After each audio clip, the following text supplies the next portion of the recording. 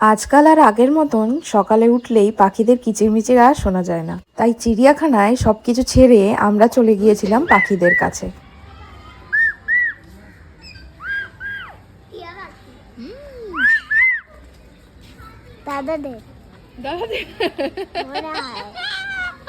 দাদাদেরটা এখানে চলে এসছে, কি হবে দেখ দেখ, তাকিয়ে আছে।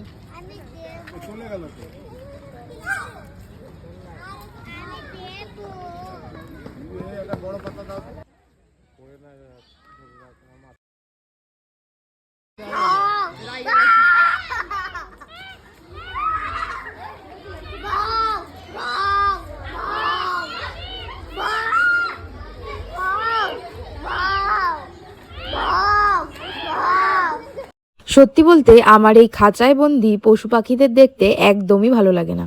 তাই ইচ্ছা আছে কোনো একদিন যাব জঙ্গল সাফারিতে। সেখানে কিন্তু পুরো উল্টো ঘটনা ঘটবে। আমরা থাকবো খাঁচায় আর তারা পুরো আজাদ।